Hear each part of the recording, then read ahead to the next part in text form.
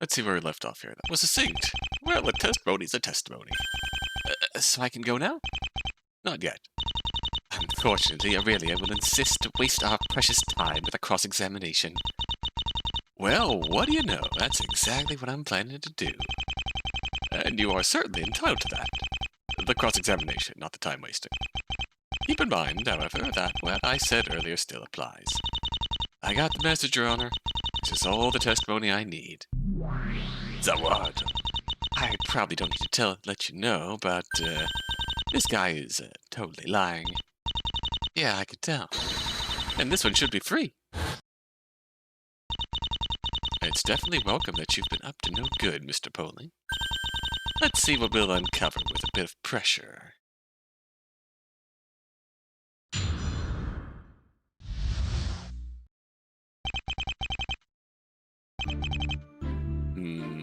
Still the same until you got the door gunshot and everything. Thinking about it, if you remember from the intro, we didn't see him in the intro sequence. It was just Jones Dow and Walt Disneyland who showed up to apprehend Aurelia. Can you give me a quick rundown again? Just want to make sure we're on the same page. Mr. Poling? Oh, what? You meant me? Yes, you're the one testifying right now. You're the one giving testimony. Who else would I mean? I thought somebody else might be willing to... I'm still waiting for your answer, Mr. Poling. Sorry. We talked and heard a gunshot. Then we rushed to the door. And that's when we heard you say, "Serves you right, old crow."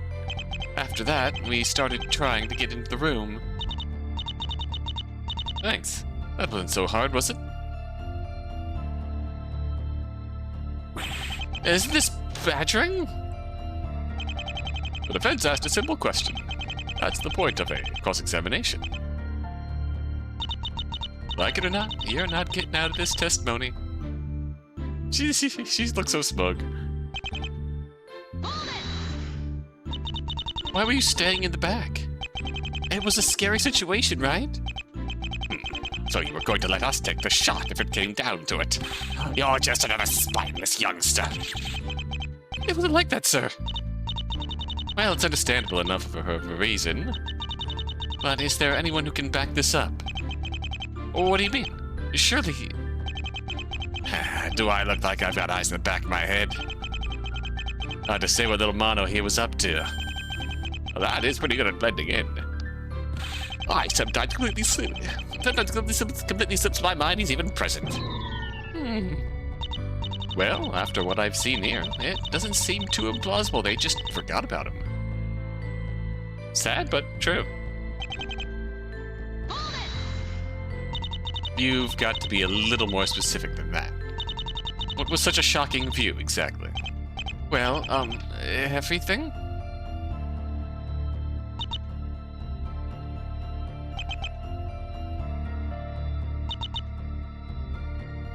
This is the opposite of the turnabout. Pears, allow me to elaborate. Please, elaborate. That's hardly an acceptable answer. I want details here. What did you see? Yeah, no. I saw you, of course. You had that menacing air. And were holding a smoking gun. Anyone would be intimidated by that. Oh, please, there's no way I was that menacing. Stop, please. Alright, you're obviously just acting now. Please don't terrify the witness, Miss Chase. Well, there is no way that's all you meant by everything. What else did you see inside that room? No, I'm sure that's all. We can move on. What do you want about, lad? Stop being difficult. If you're getting spooked by the mess, then what about the dead lady? Ain't no way you had no reaction to that. Right. That too, of course. The dead body. Yes, that there was in fact a person there who was dead. A dead body, that grotesque bullet wound. It sent quite a chill down my spine when I saw it. All right, that's a statement we can.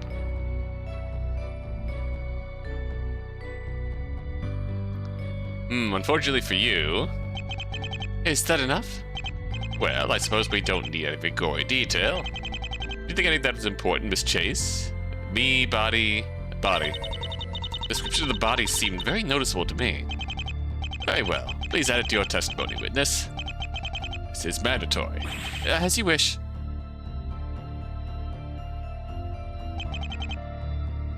A terrible bullet wound. You specifically mentioned the bullet wound. Was she really dead at that point? The victim died instantly. Of course she was dead. I am asking the witness. The victim died instantly. Of course she was dead. That's got to be illegal somehow. My point is, were you personally able to tell she was dead at that time? It seemed likely, I suppose. She wasn't moving, and the wound looked serious. But you didn't get close to her to determine her pulse or anything. No. I stayed in the doorway. Is this worth keeping? Do I try something else? Keep. Let's keep it for now. I see. You are no doubt merely trying to annoy me. True, but, senseless, but I suppose you have nothing else remaining. I will no longer honor your asinine antics with my attention. Oh, she figured it out. You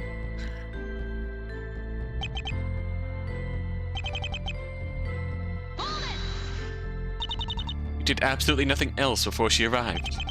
There was no need to. Mr. Neeland and Mr. Doe were already handling the situation, and I didn't want to disturb anything. Fair enough. What did Miss Holden do exactly when she got there, then? She looked over her dead mother's body. And do you think she disturbed it? Must have had a pretty good view. No, maybe. No, I don't think so. She told us to leave after a while. I took that chance to run back to the main hall. And tried to forget what I saw. If his testimony was so unproblematic, then why was he so hesitant to give it? Doesn't take much intuition to tell that something's off here. I should give it the pressure to get him to give away whatever he's hiding. If I manage to expose him, that should cause enough chaos to keep this trial going. Alright. Now, the thing that we need to keep in mind... Expand. The gunshot wound was to her chest. And do you see signs of a gunshot wound on her as where she fell? Me neither. Objection! That's enough of that, witness. Am I allowed to go? Not yet. There's one thing I'd like an explanation for first. Your testimony contains this very uncanny detail about the victim having a bullet wound. Objection! The victim did have a bullet wound. Especially you should know all about it. Oh, absolutely. It's all in the autopsy. The point is that this witness was able to tell that from a glance. If you'd kindly take a look at the attached photo of the body.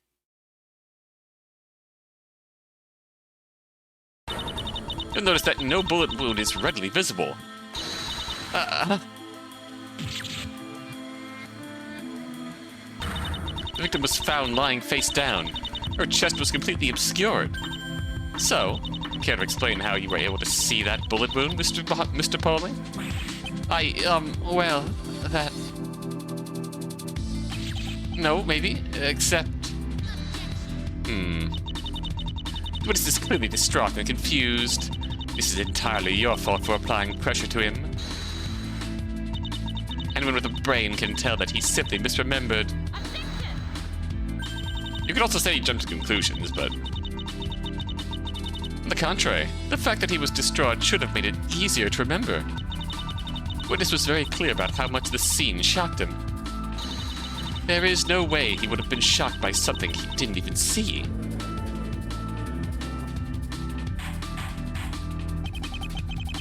Well, what is the meaning of this? And why did the witness say he saw the wound? Damn, now you Lieutenant Mono. You've given the miss something she can spin into a yarn. He's gonna say you're the real perp. This is gonna be good. She's gonna... What? There is no argument here, Aurelia. The witness misremembered. It's the only explanation a sensible observer can arrive at. Your imagination is quite lacking as usual. I'll give you a better explanation. The witness didn't simply misremember this detail. He very much got it wrong for another reason. What could that reason be, Miss Chase? I am really not the culprit, I swear. At the simplest of explanations. Ooh.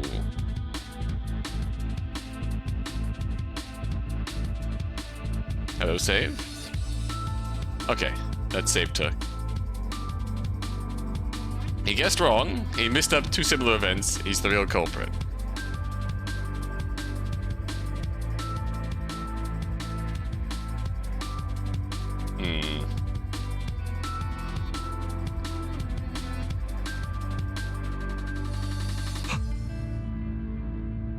The thing about saying he guessed wrong is that it feels like if he was somewhere else doing something else and he just made up the details. Feels like the logical answer would be he guessed wrong, but the thought here is that he guessed right. He knew that there was a gunshot wound without there actually being a visible gunshot wound. What would be the two similar events he mixed up, though?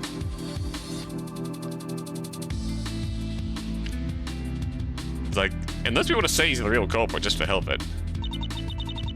Clearly he witnessed something else and mixed up the two events. Are you simply saying whatever sounds intelligent to you now? If you gave this idea even 1 second of thought, you would realize how stupid it is. Why would only one person have witnessed something entirely different in the first place, in the same place? The key is time. He witnessed it at another point in time. That's right. This isn't the first time someone's gotten murdered in this building. Everything must have played out more or less the same way. Interesting. It's the scene from the first murder was much more shocking. He accidentally testified about that instead. We might just be being led on here. This might be nothing.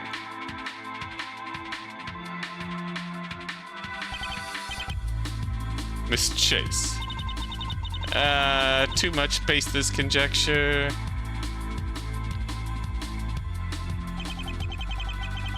I'm glad you realized it yourself. Okay, fair enough. Call it up until this point in the trial, the picture of the body hadn't come up. Nor had anybody mentioned or implied whether the wound on the body was visible.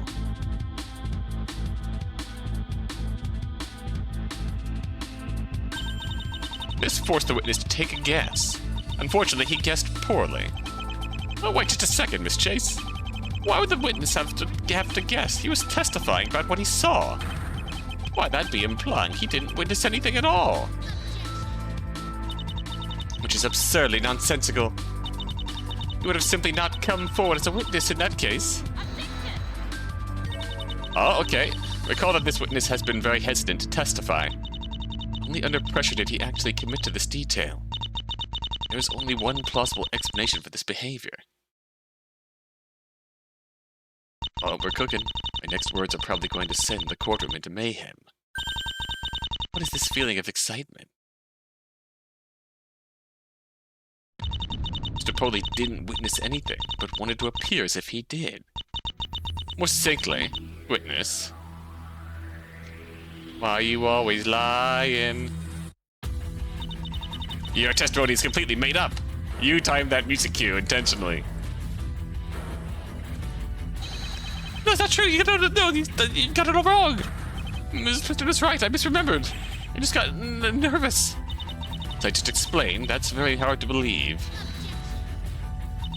I knew you would make an asinine attempt to take advantage of his stupidity. It takes but moderate intelligence to perceive all the problems with this. Why would this idiot pretend to be a witness in the first place? Don't even try to argue that he is part of a fantastic plot to frame you.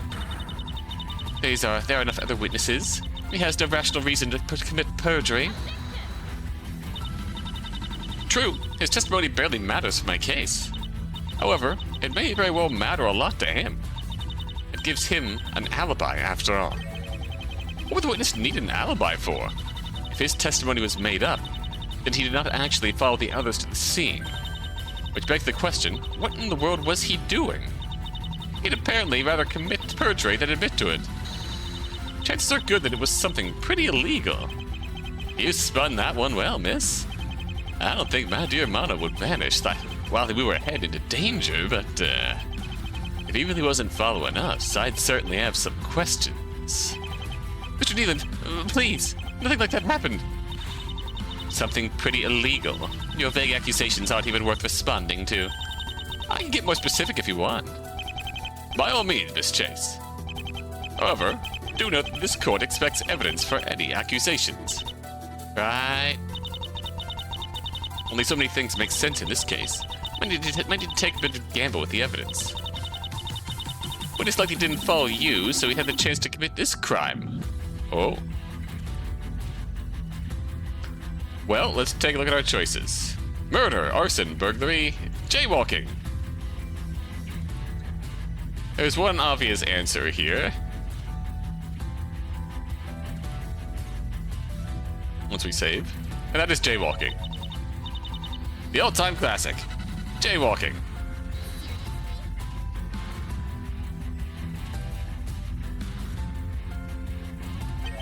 Miss Preston, you do not honestly require me to honor this with any more words. In case you missed it, we are currently trapped inside a tower. So? You don't really require me to point out that there are no roads here, surely?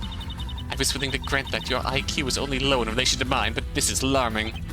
Miss Chase, I'm not sure if you're using up your remaining time simply to mock the courts. I am dead serious. The witness jaywalked. How'd I get here? Okay, if you are that confident, please provide evidence that just jaywalking was even possible in this building.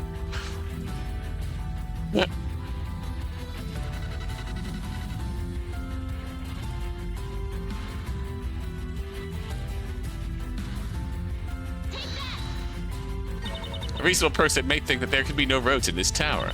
However, you fail to consider one important fact. Cranes exist. What? Cranes, you say? But how does that relate to... You put a crane next to this building. You lift up a piece of road. This is the edge of the mystery of the missing rune. Is that a motherfucking acceptor reference? That's a fucking acceptor reference. How do you get the road inside? Windows cannot be opened, from what I saw. This so-called theory became absurd centuries before that part. I am feeling physical pain listening to these ideas. Please end this trial. I do not want my intellect to be sullied any further. I am definitely going to get the penalty here. But at least I inflicted damage to Victoria as well. Almost worth it. Court will not tolerate much more of this, Miss Chase. Just forget about that. A real serious suggestion. By all means, alright.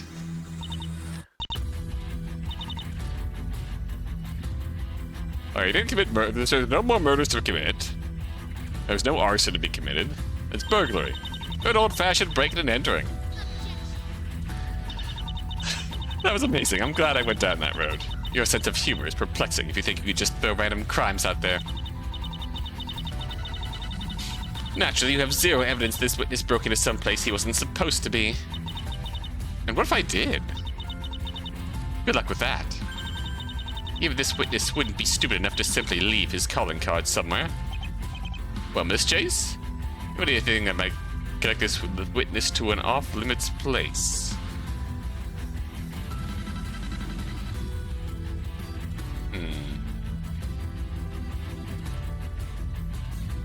The only other place he could go is here.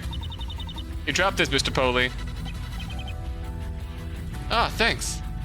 Wait, why do you... No, this isn't mine. Oh, I get it. Alright, let me show you what I presented. The suitcase that says DW. Lowercase DW. If you flip it upside down, what does it say? It says MP, Monopoly. Fucking superb. You should have probably gotten the case refunded, to be fair. Whoever attached your initials to it didn't consider the upright orientation. Indeed, those aren't Mr. Napoli's initials. Obviously. Take note there's a lowercase letter, which makes no sense. Try seeing what you get if you turn them upside down, though. Upside down. MP! You don't mean to suggest. Bingo. Monopoly. The suitcase was, interestingly enough, found in a room that guests are not supposed to enter. The entrance to said room also happens to be on the way to the crime scene. Quite a convenient placement if you wanted to take a little detour. That is your name on this suitcase, Mr. Monopoly. This is a fallacy. Only his initials are on there, not his name. He's not the only person in this world with those. The rest of the world isn't relevant, though. In case you forgot, access to this building is extremely restricted. So the real question is, how many people in here have those initials? Well, dear guests, speak up if you're a match.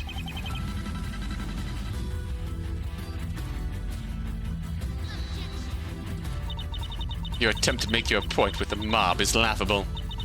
No rational person would come forward if doing so would implicate them for trespassing, or worse. And if that wasn't enough, what makes you so sure that the suitcase was placed there today? For all we are aware of, it might have been in that room for ages. There's a very simple way to verify this. You only have to consult this to know who has the same initials and when the suitcase was brought in. Oh, there's the... Where's the... security?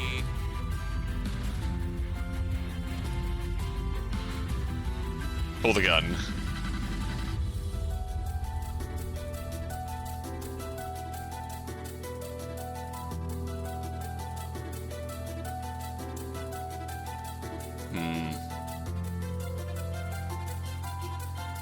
Lewis? False. That's all your questions. As always, your idea of reasoning baffles mine. What can I say? I aim to impress. Alright. This trial still isn't over. Alright. Oh, I'm far from done. Trust me. How to get back to those two things you say we can't know. The very simple way to verify this. With the same initials and when the suitcase was brought in. Save again.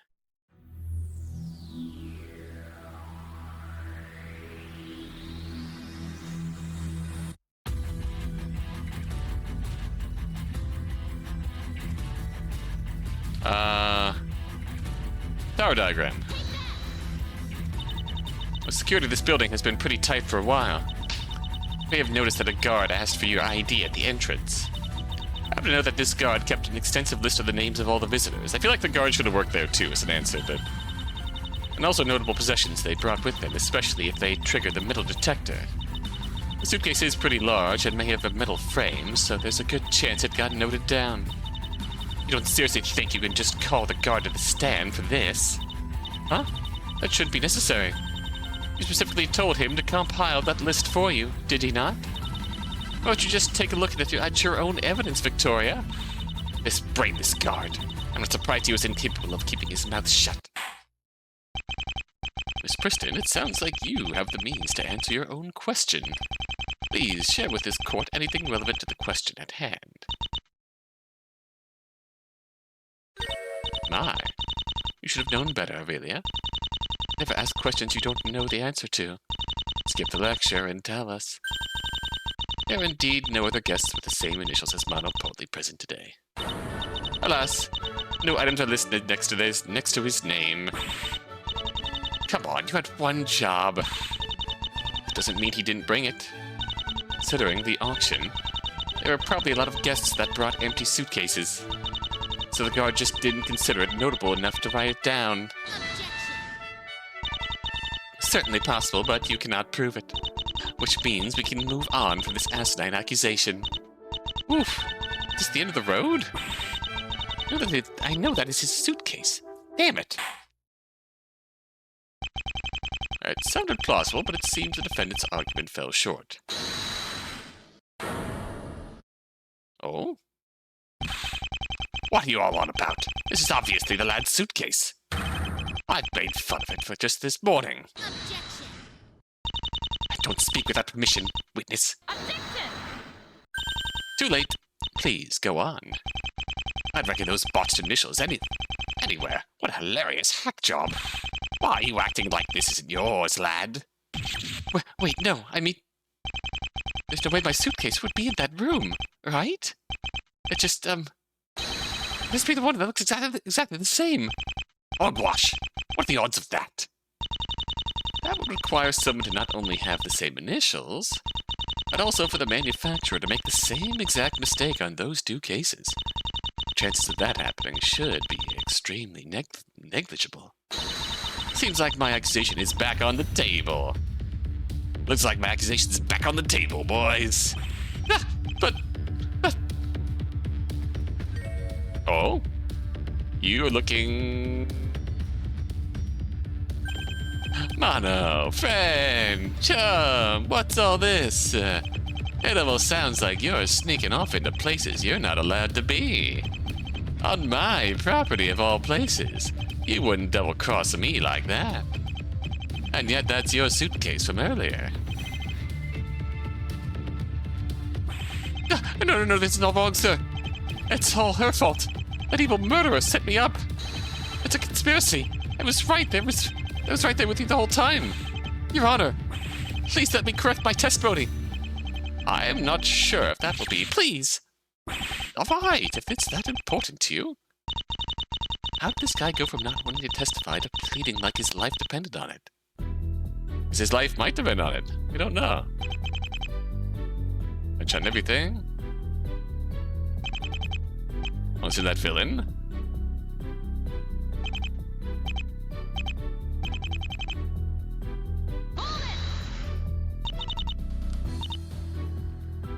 This might be the same.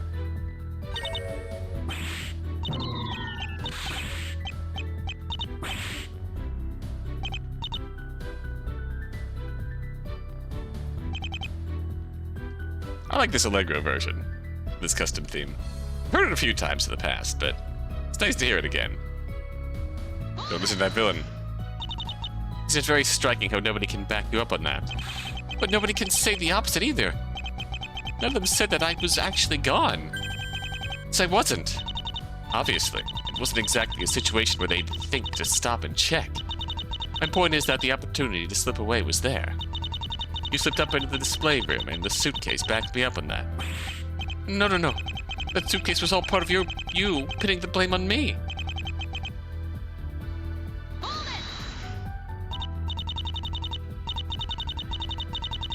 Sure, let's examine this. When did you last see your suitcase? During the auction. I placed it near the wall, close to the spot where we were talking later.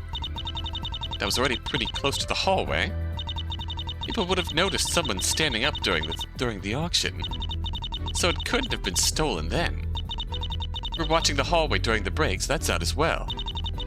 Afterwards I got arrested, and only ever got to walk around under supervision by a guard.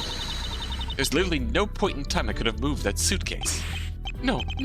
Then, the woman who brought you evidence at the start of the trial. While she collected that evidence, you must have told her to move that suitcase. Guess it's hard to disprove, but how would I have even known you'd be called as a witness? Me being in this whole situation doesn't exactly suggest I'm some kind of calculating mastermind. You're simply hiding your true colors, the same thing Miss Preston was doing earlier. Bet. She really wasn't. But it won't work on us.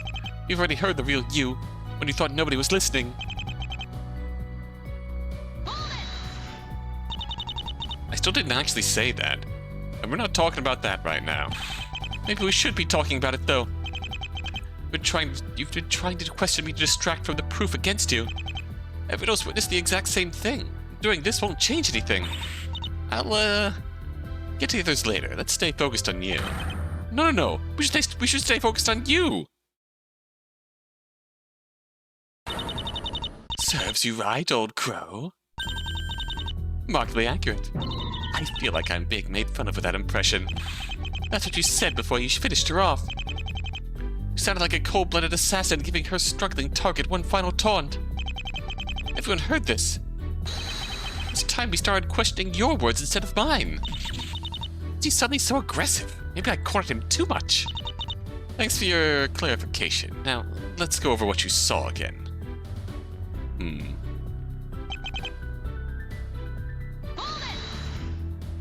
At this point, you'd have picked up on all the details by following the trial.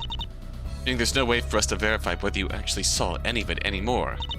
Unless you can bring up any detail that nobody thought to mention so far. I can't think of anything if you ask me like that. But you can't throw out my testimony for one single mistake.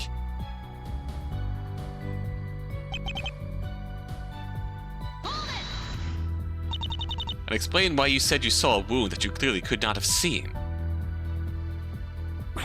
You had mentioned the wound. My mind must have added it to my memory subconsciously. Is that how it works? Everyone makes mistakes, Aurelia. At least if you do not consider my humble self. If you had read Tractatus Logico Philosophicus, you would know how such miscommunications happen. Yes, I just got things mixed up a bit. But the photo jogged my memory. Exactly what she looked like at the time. Right, of course she did. The photo doesn't really scream shocking view in quite the same way to me. Within the context, it was still very shocking. You were standing over her with a gun.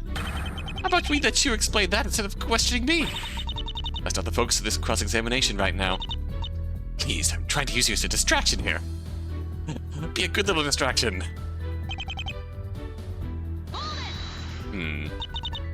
Did absolutely nothing else before she arrived. There was no need to. Alright.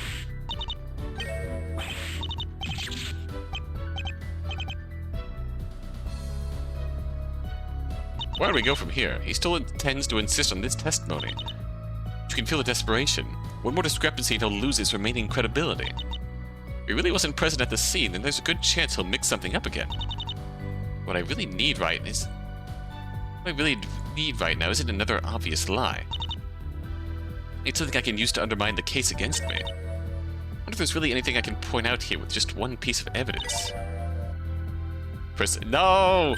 Multiple pieces of evidence, the super percent, so to speak. Now wouldn't that be something? No. On second thought, this is not the time for taking absurd risks. Okay, good. My plan's still the same. Press for clarification while being on the lookout for anything off. Don't give me a heart attack like that.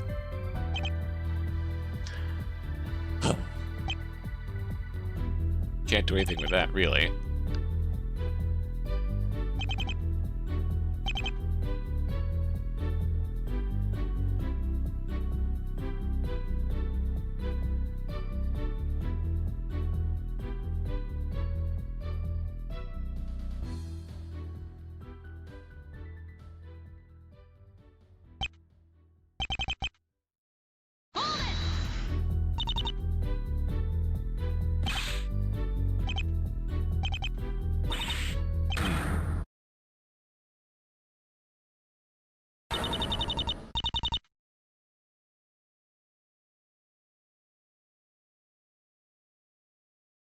Let me just poke around here.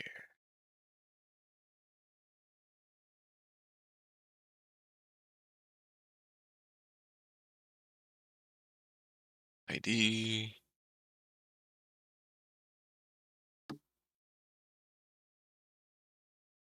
Two floors, main hall. Floor,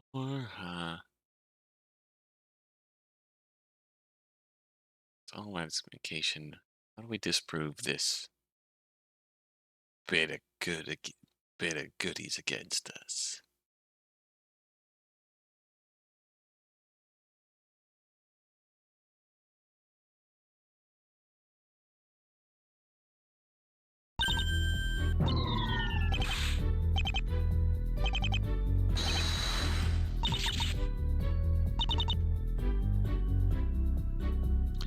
There's something about the walls being soundproof or whatnot.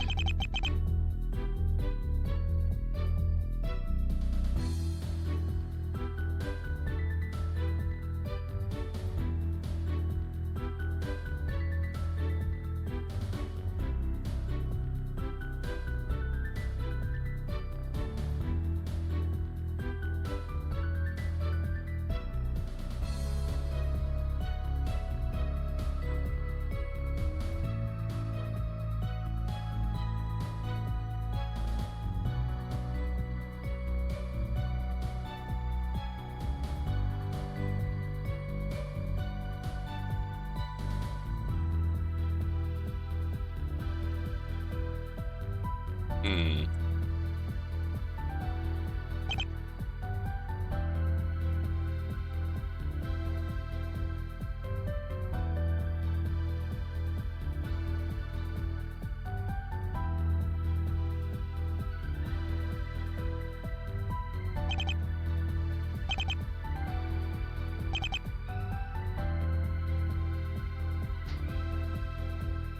Suitcase in the room proves nothing.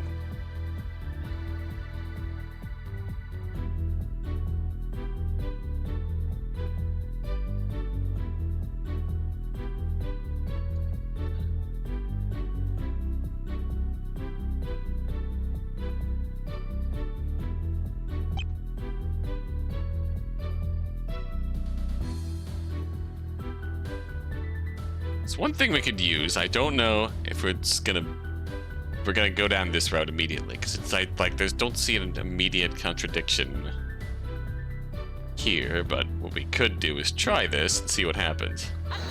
False.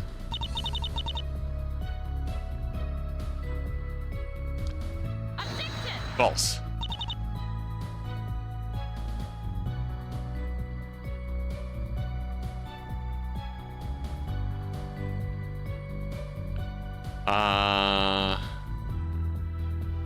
Why would I say that if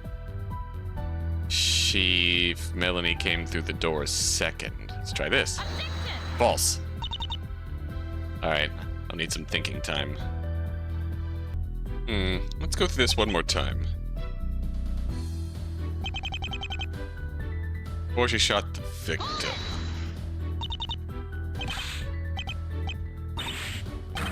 Wondering. Let's think about the phrasing here. As you right, old crow. What you said before you finished her off, giving her struggling target one final taunt. She typically said finished her off. Let's rewind. Gunshot and everything. Let's recap.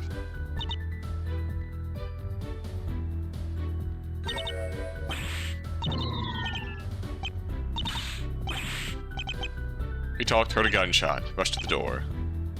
Serves you right, old crow.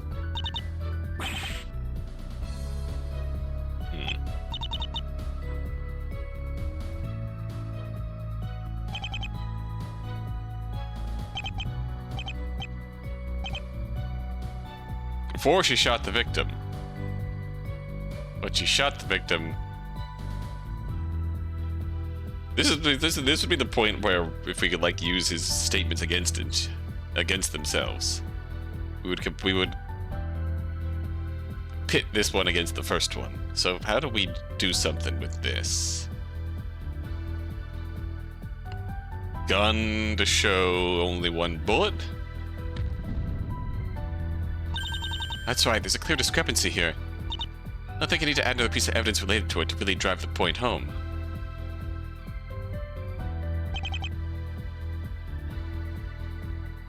Autopsy? Objection! Actually, let's talk about what I allegedly said for a bit. I clarified that I said those words to the victim before I shot her. Does that sound right to you, witness? I don't know what you're trying to do, but yes. Very good. That would obviously have to have been done with my gun, right? The autopsy is quite clear. There are no other fatal wounds or anything. Yes, I heard it loud and clear. I was right in front of the room, after all. Excellent. Now for the final question. In your recap, you mentioned that you first heard the gunshot, and then heard me say those words. After all, the gunshot was the reason you ran up to the door in the first place. So, how many gunshots did you hear again? One? Nice try, but too late. Testimony only makes sense if you heard two gunshots. One before you heard my voice, and one afterwards.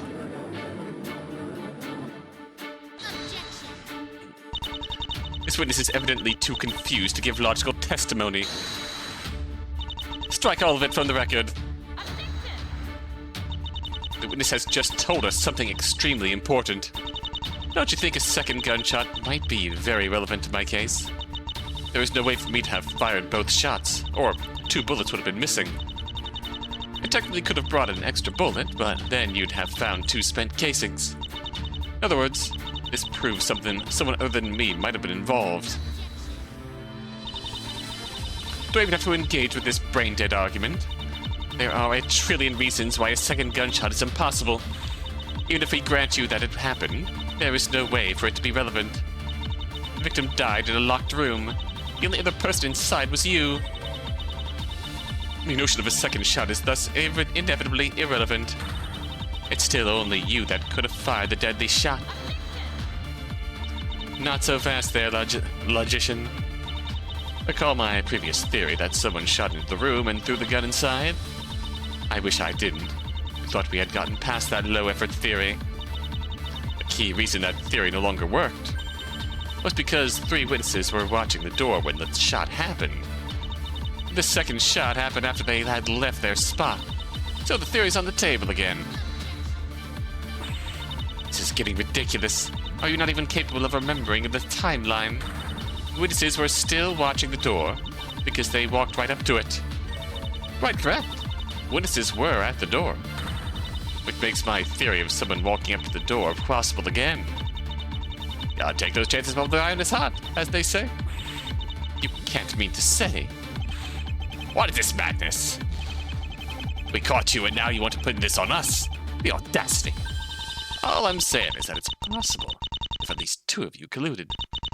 Let's see. The theory would go something like this. Step 1. You steal my gun during the auction. Step 2. You rush up to the door after hearing the first gunshot. Step 3. You break open the door and shoot the victim. Then throw the gun in my hands. And you would have gotten away with it if Mr. Poley didn't reveal that the second gunshot happened. Seriously? Alright, we're spinning, but I understand, Aurelia. I truly do. A moment ago, I may have gotten a glimpse at the absurdity of the world Jean-Paul Sartre tried to reason with. Fortunately, it all became logical again once I reminded myself of your situation. It would be quite apt to liken the you of this moment to a cornered animal. Naturally, you would not be above considering such desultory arguments in your death throes. There has to be some explanation as to why this witness heard a second shot. So one thing if you couldn't see something, like in the wounds case. You had to guess there. You don't just make up a second gunshot out of nowhere. You are notably trusting of a witness you tried to discredit 2 minutes ago. As always, however, your argument is of no consequence. If you explain something by creating 2 new monumental paradoxes, then you didn't explain anything at all. It is these paradoxes that I, Victoria Preston, will now allow myself to elucidate to you. I already have some ideas myself. Go ahead, Miss Preston. The first paradox is this gun. You want to suggest that it may have been stolen from you before you entered the room. If this was the case, then the first shot would become impossible. I can imagine your pathetic counter-argument to this, so let me address that immediately as well. Maybe it wasn't the only gun. What if the victim brought a gun to the room? Naturally, you'll then propose some atrocious excuse for how your gun returned to you. Something like Mr. Nealon being able to swap the guns while checking yours somehow. Of course, this is nonsensical for the simple reason that no additional bullet was found anywhere. It's a trivial matter for the detective to scan a full room for anything metallic. Even if you argue that the victim brought a blank bullet for some irrational reason, the ejected bullet casing would have been found. The only one who might have been able to hide it would have been you. But then you would be complicit in a plot to frame yourself. We can grant that you are not that stupid. Well, since you got searched, even that would not have worked. And that's where we hit a conundrum. It would become categorically impossible the first shot ever even occurred. The only way it could have happened is if it was the shot that killed the victim. Can you stop being suddenly competent when it's really inconvenient? A remarkable argument. There's also the lack of evidence to consider, of course. I've seen this kind of bluffing before, and I'm not sure how fond I am of it. Do you have a rebuttal, Miss Chase? This is enough to take me down, Your Honor. All right, calm down and take this slowly. One step at a time. What I need to counter this is a way to have the first gunshot be heard without using a gun. or some means to fake a gunshot, to put it more simply. Is there anything in my evidence that could possibly be used for that? We have an idea. I'll have to make this happen somehow. It may seem like my gun must have been responsible for that first gunshot. It's still possible that this was used to create a gunshot instead. We're gonna use the TV? We are. This isn't an issue at all. Take a look at this. My, I haven't seen one of those in a while. That really takes me back. But what does it have to do with this? Should be self-explanatory, no? TVs are able to play sound.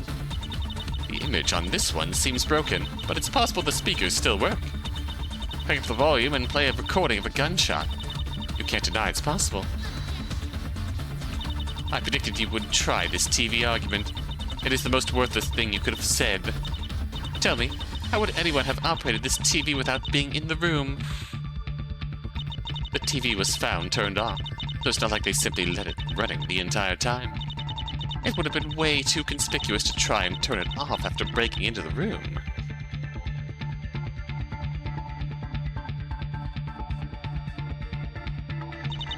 Remote control? Come now. You never used a TV before?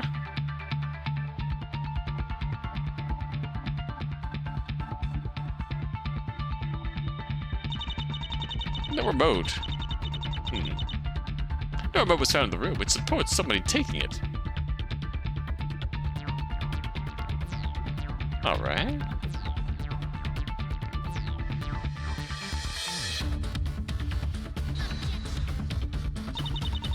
I believe I told you that I knew exactly what you were going to say. That it's a futile effort. Because it is impossible to use a remote control in this building. I don't follow. Disappointing, Aurelia. Your desperation has rendered your logic even more useless than usual. I even gave you a little hint just now. You should be able to deduce this much with some effort. Why is it impossible to use a remote control here? Electromagnetic interference? The jamming device. So you were able to notice after all. Indeed, a jamming device is preventing all electromagnetic communication on this floor. Consequently, all remote controls would be completely useless. Damn, of all the things to interfere with my argument. I'm not that well versed in this technology, but it sounds like the defendant's argument fell apart yet again. You took us for a wild ride there, miss. Shame that's the end of the line. Back in my days, we didn't need to rely on any of this electro-foolery. Hold up. Please repeat what you just said right now. Huh? No, obviously not that. Mr. Dow, what'd you say there? What'd you say just now? Oh? I'm just telling it like it is. Back then the remotes were more robust. Some used invisible light. Imagine that. That's just infrared, which is technically also on the electromagnetic spectrum. Old remote? Ah yes, the good old days. I believe there were also some that required no batteries at all. They were just using sounds you couldn't hear with your ears, I believe. Oh. At least one person here understands. They keep relying on all this new tech, but look where that got them. One jabber and suddenly nothing works anymore. Where are your all-powerful cell phones now? Let's not lose ourselves in nostalgia. Well, it's good you spoke up because you reminded me of something important. This TV is obviously a pretty old model. It's entirely possible the remote for it is one of the types you just mentioned. This is as far as I will allow your baseless speculation on this remote to go. Present this remote right now if you want to prove this TV used such a thing. Awkward. Got no proof whatsoever. I've sort of gotten used to it by now, though. Seems I've got two options here. Send the remote, or prove that the TV responds to an older kind of remote. Since I definitely haven't seen any other remote control, got to go with the second option. Tuning fork? The issue with infrared remotes is that they work just like visible light. Won't pass through walls, so those are out. Judge mentioned this other type of remote, though. I think they were using ultrasonic frequencies the TV could pick up on. If I could reproduce the right frequency, I might be able to prove this without the remote. Time for another terrible gamble. What else is new? What do you demonstrate to you that this TV does, in fact, respond to sound waves with this tuning fork? Or the shot. That thing might have been lying there for a reason. My point will be proven if this tuning fork causes any reaction with the TV. What even is that? My God, she's dragging this out. This trial is turning into a joke. Order. I hope you know what you're doing. I really do. Since this should only take a minute, it would be unreasonable to deny your request. Take care of this in a timely manner if you simply cannot help yourself. Agreeable, Victoria? That's a bad omen. How the hell do we do this? Alright, here goes nothing. Please work.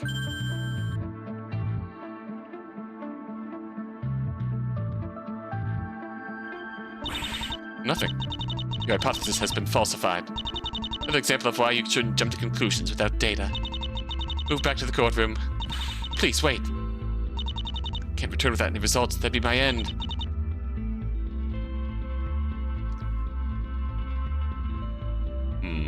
TV on and try again. TV off and try again. Smack it with a fork.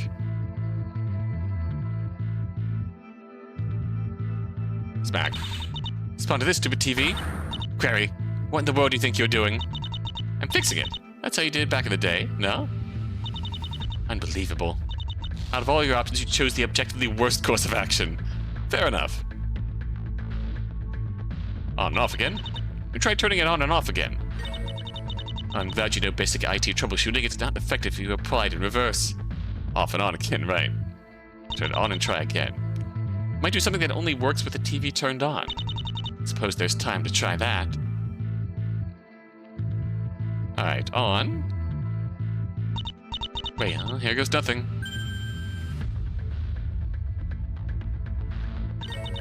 Wait a minute. Did it just... It turned back off. So... This TV received sonic input. Jackpot.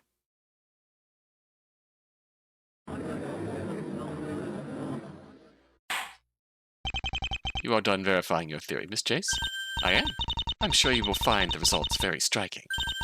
Turns out the frequency this tuning fork produces is capable for turning the TV off. There's a frequency for that. There's bound to be one to turn it on. And for other functions. Unbelievable. It's absolutely possible that someone might have... Absolutely. It should be possible to control the TV from outside the room. To play a recording of a gunshot, for example. Wonderful. I can tell that you are very proud of yourself. It is regrettable that I need to remind you of the futility of this struggle. Make it stop. Anyone, get me out of here. As you have managed to notice, this TV is an extremely outdated model. Indeed, it barely has any of the features most of us would be used to. Like a recording function, for instance. You could have just led with that. I admit to going easy on you, to grant you a little moment. With my victory a certainty. Seeing you try to win pointless battles is my only remaining source of mild entertainment. She's mad. She's definitely mad. This TV doesn't have any way to play recordings. Precisely. Did you think I wouldn't have already ascertained this? There is no built-in way to record anything, nor is any video player attached to this device. That means... the TV would be completely useless. There is no way to play a gunshot without it. I'm afraid Miss Preston was right. The defendant was going to lose this argument from the start. As anyone with passable intelligence should have been able to observe. That established, we have no choice but to move on from this theory. We're on the fence again. Gunshot was clearly a real gunshot. There was no way around it. Objection! Still, I disagree. The argument is not finished yet, Your Honor. I'll recover if I get set back here. No choice but to keep pushing. I refuse to concede until I hear the verdict. You choose to pursue this matter even after I have demonstrated its futility. How sad to see irrationality take over. It's not even worth observing anymore. Miss Chase, are you saying there is still a way someone could have played a gunshot on this TV? Absolutely. We can't say for sure it was possible. Even though it cannot be record anything and no video player was attached. It's possible. There's still something that could have been used on the TV. Wait, do you mean to say you found a video player? That would change things. How tiresome. If I really had found something like that, she wouldn't be delaying her argument. I'm going to have to make this happen somehow. Consider the bigger picture. There may have been no video player, but that's the thing. Would anybody just keep a useless TV around? I hope not, for my sake. But something concrete, Miss Chase. What do you propose could have been used to nevertheless make the TV play a gunshot? I think, as I mentioned before, TV listings on the back. Just normal TV. Please take a look at this. A newspaper, Miss Chase. Thought we were talking about TVs. This is the wrong medium. Goodness. My mulberry silk umbrella might not be sufficient protection against these emissions of acidity. You misunderstand. There's something on this front page that shows what I'm talking about. If you say so. In that case, please do show us. Which part of this page do you want us to take note of? The TV listings. This is pretty simple if you remember something basic. What are TVs used for in the first place, first and foremost? It's to watch whatever is being broadcast on TV channels. Maybe no video player, but that just makes it more likely that it's connected to regular cable TV. What I'm trying to say is, we cannot fully rule out a gunshot until we check the TV schedule.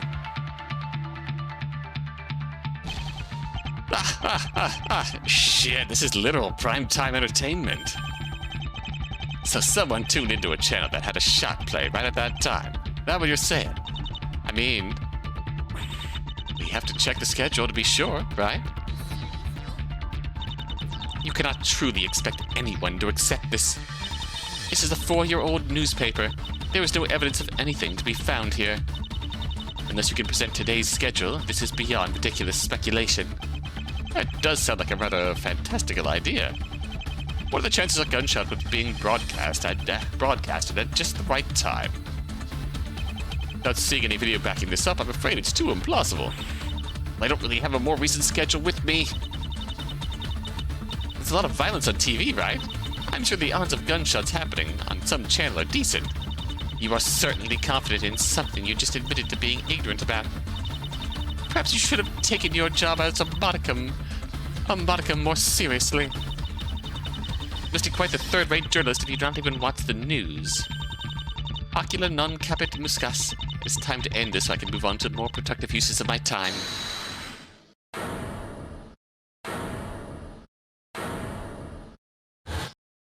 Who's this?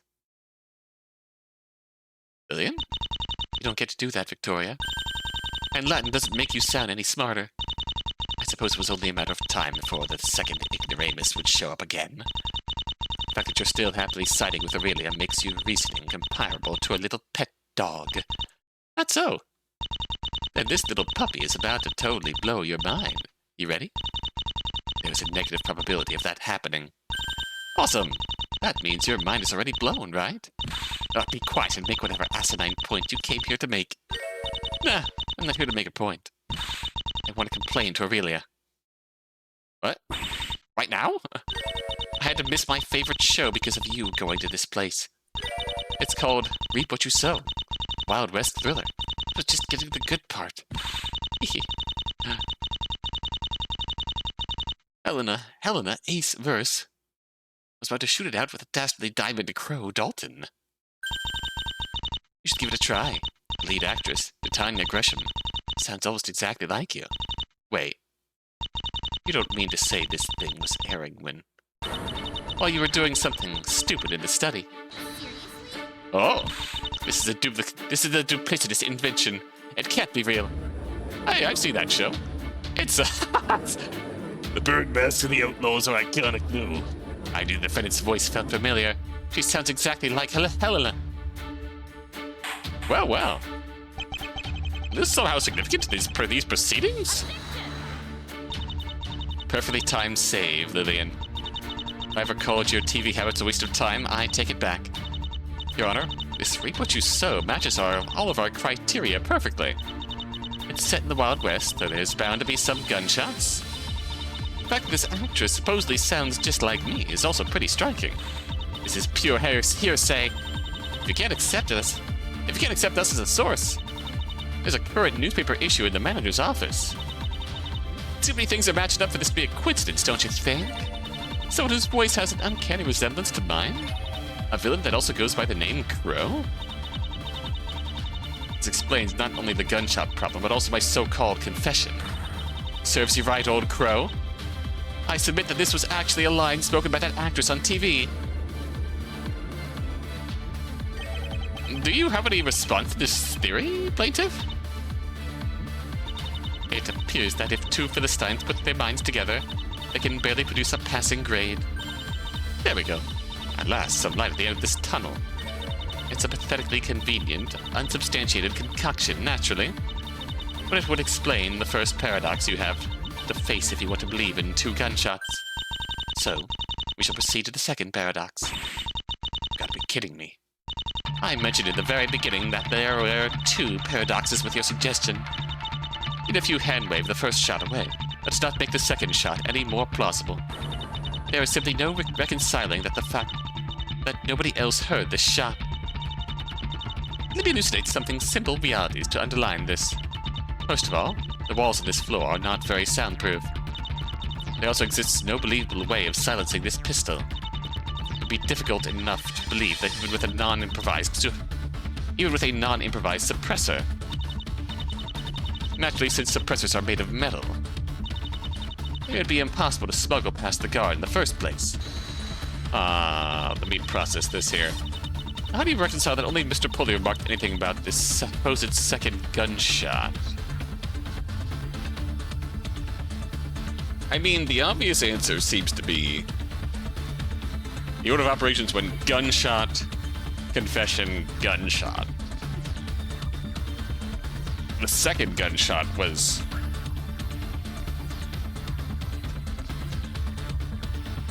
Which would be weird because we don't remember that TV being on whatsoever. How do you reconcile that?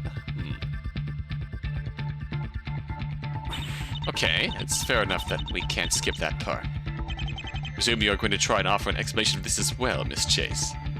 That's very much my intention. Forget about if any full theories. Only focus on how this second shot might be possible.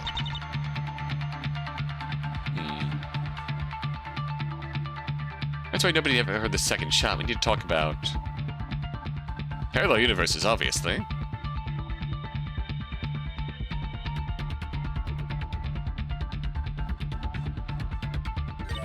The timing of the shot. The second shot. That's the key here. The timing, Miss Chase. How would that make a difference?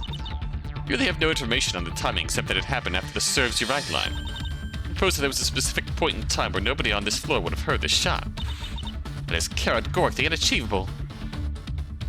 Not as if all the guests fell unconscious simultaneously. I'm not suggesting everyone's ears stopped working or anything. Something was being done with this. The door being beaten down?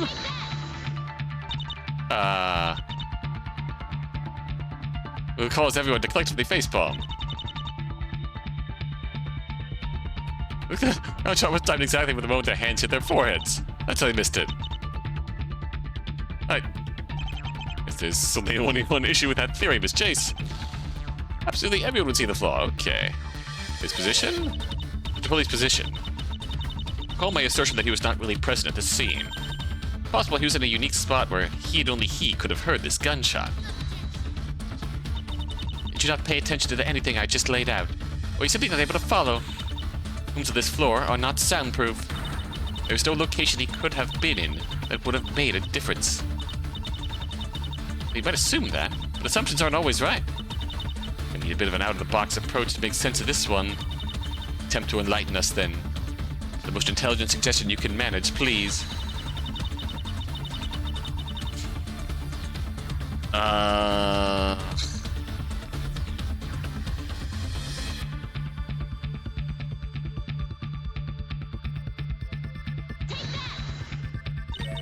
Your spot, maybe? Please tell me your finger slipped. Even you cannot possibly be this inept. What you're pointing to is clearly not a relocation on this floor. Oh? Mentioned something about expanding our horizons earlier. I'll be so free and just do that using basic logic. Any gunshot on this floor would have been heard on the whole floor. And conversely, if a gunshot was not heard on this floor, it must have happened somewhere else. That's right. Mr. Poley heard this shot while not even being on this floor. Oh. What? What in the world, What in the world, Miss Chase? You heard what I said, Your Honor. After the first gunshot, Mr. Poley managed to get totally out of bounds. That's when he heard a second gunshot, the sound of which did not totally reach us here. Am I in a failure state? Your mind is the only thing that has clearly gone out of bounds. We are currently trapped on this floor, in case you forgot. With the elevator locked, there are precisely 0 ways for him to leave this floor. There has to be another way out. Nonsense! We are high up in a tower, and the windows can't be opened. Let's take this step by step. Maybe we're not. Allow me to recreate Mr. Poley's route out of this building. We knew he was still with 2 other guests when everyone heard the first shot. After they started moving, however, he went into the display room to the side. If I pointed out earlier why this is likely, the suitcase supports it. And that is unquestionably the end of this so-called path.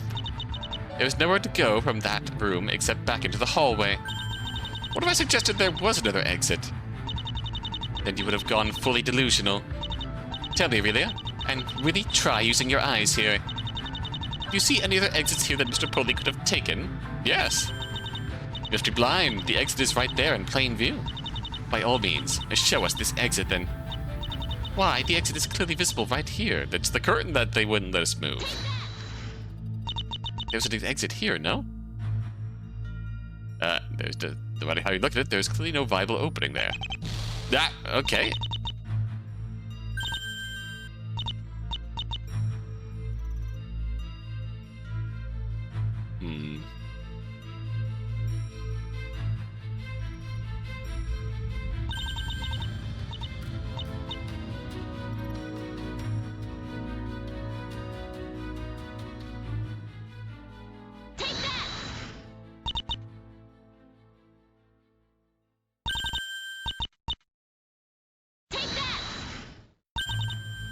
Do you not see this suspicious vent here? That's how Mr. Poley left. Even if this vent did lead somewhere, it's clearly too small for the witness. I know I've got to be better than Lillian here. Suggesting to check the witness for fake legs won't save this. Ah. No viable opening here? Alright. No. Oh no, there are obviously no openings I can see here. Good. So you're not yet completely blinded by irrationality. You didn't already examine that room in detail. Which means you know full well there's no other exit. I disagree. Okay, I disagree completely. But because I can't see an exit doesn't rule out its existence. You tricked me. This is your next obnoxious plan, claiming there's a secret passage. Profoundly unacceptable. I do hope you're prepared to point out where this exit might be hidden. Sure, absolutely no problem. Okay, now we go back and point to the curtain that we couldn't examine earlier.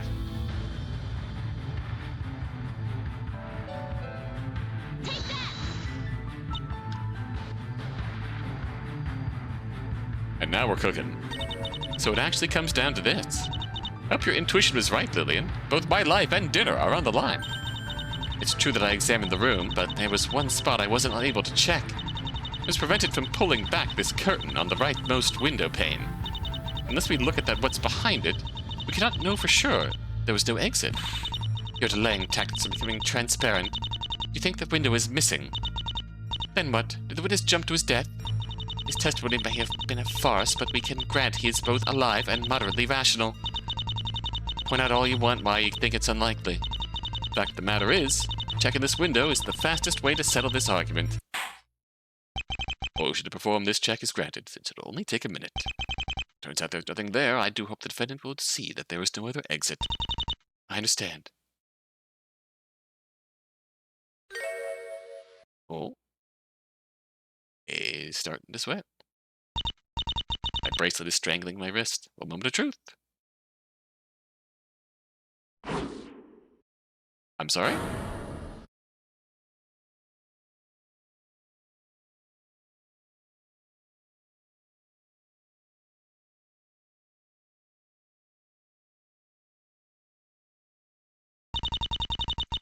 If I may summarize in objective terms, discover that a circular hole has been cut into the window. There also appears to be a suspended platform just outside.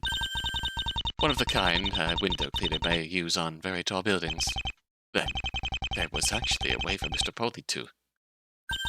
I'd say those are some pretty clear results. Oh, we're winning. The witness went straight through the window. This is insanity. It cannot be real. But so what? So the witness went outside and heard a shot in the distance. It cannot be possibly relevant to our case then. Now we shift from impossible to irrelevant. I see. Let's talk about two things here, though. Mr. Polly assumed I fired this shot. It was somewhere in the distance. That makes no sense. And don't you think it's highly concerning what the witness was up to in the first place? How can any of this be relevant to the case? How? You proved the shot couldn't even have happened on this floor. There's no way it found its way into the locked room. It seems a little hard to simply dismiss that hole in the window, Miss Preston. At the very least, I'd like an explanation from the witness for that. Yeah, you've been awfully quiet for a while now, Mr. Polly. Don't think we've forgotten. This is all still about you. Care to comment on any of this? I really need to leave right now, so... Uh-oh. That's my damn property you're cutting holes into, buddy. Oh, that's how it is, lad. How disappointing. Wouldn't win at the auction fair and square, so you turned into a cat burglar. No. You've got it all wrong. You better start singing right now. So I didn't... That wasn't me. That hole, I mean. It was already like that when I got there. You finally admit to going into that room, at least. Was I right then? You heard the gunshot while outside the building. Yes, I admit it. I heard 2 gunshots. Nobody else was mentioning it, so... Well, I guess you really didn't hear it. Witness, could you tell where this gunshot was coming from? It came from behind me, inside the building. But, if nobody has heard it, it must have been fired on the floor below this one. I was under the impression this was the only floor. There's another floor below this, according to my client. It's absolutely impossible that anyone was there, however. The elevator was configured not to stop at that floor. No, but somebody was in there. Why are you so sure of this? Because I saw him. I saw that man inside the floor. Oh? Order! You saw a man in the floor below this one, around the time of the crime. There is simply, categorically no way you saw anyone on that floor. You said that about the gunshot we mentioned too, and look where we are now. Who did you see, Mr. Polly? Who was on that inaccessible floor?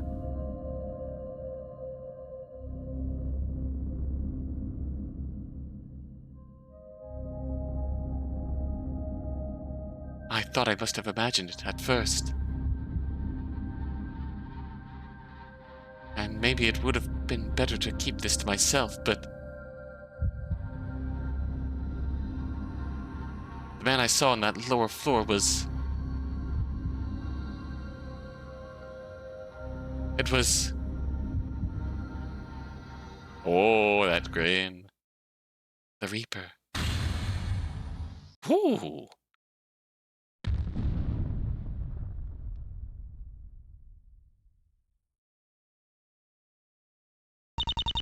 The Reaper.